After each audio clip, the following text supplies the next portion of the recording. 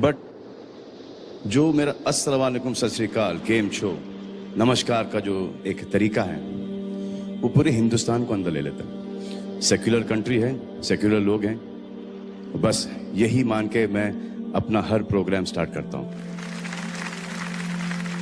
और फिर आपने मुझे शुरुआत में नमस्ते कहा। नमस्ते, नमस्ते के क्या मानी है भाई साहब, आप बोल सकते हैं? नहीं पता क्या मानी है? माइक्रोफोन ऑन कीजिए जरा भाई साहब का।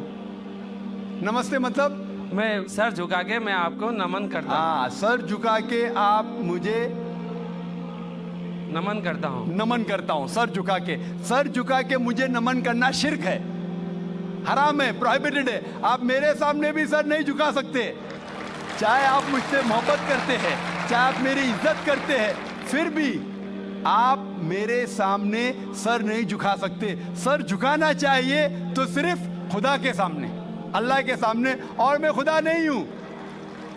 आप जानते हैं, आप मेरी इज्जत कर सकते हैं, मेरी बात जो मैं कहता हूं उसके ऊपर अमल कर सकते हैं, लेकिन आप मेरे सामने सर नहीं झुका सकते। इसीलिए मैं जवाब में आपको कहूंगा अस्सलाम वालेकुम, आप पे सलामती हो, आप पे सलामती हो।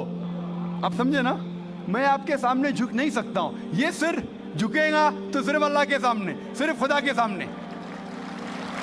तो आपने बड़प्पन में मुझे कहा, लेकिन अगर गलत चीज कहा तो मैं वापस से जवाब नहीं दे सकता हूं, क्योंकि मैं जानता हूं जो लोग नहीं जानते वो ऐसे हरकत कर सकते हैं। मिसाल के तौर पे 1 महीना पहले मैं जब बॉम्बे एयरपोर्ट पे था तो एक औरत, हिंदू खातून, मुझे पूछी कि आप डॉक्टर जाकिर नाइक है?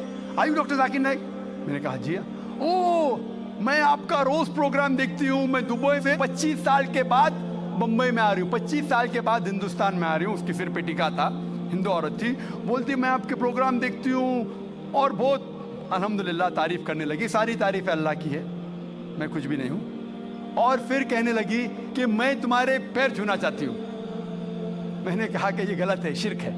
तो बोले क्यों? वही जवाब मैंने दिया, आप जो भी कहो मैं आपकी बात मानूंगी। तो मैंने कहा आप कुरान मजीद पढ़िए, कुरान मजीद पढ़िए और इसके ऊपर अमल कीजिए। और मैंने तकरीर की है similarities between Islam and Hinduism, Islam और हिंदुइज्म में यकसानियत, और साबित किया है कि हिंदुइज्म में भी लिखा है कि आप सिर्फ एक ईश्वर की इबादत करना चाहिए, जितने ऋषि आने वाले उनमें मानना चाहिए, और मोहम्मद सल्लल्लाहु अलैहि वसल्लम में भी। तो आपको अगर कुरान और वेदा पे अमल करना चाहिए जो यकसा है, आपको एक खुदा में मानना पड़ेगा और आखिरी पैगंबर मोहम्मद सल्लल्लाहु अलैहि वसल्लम पर।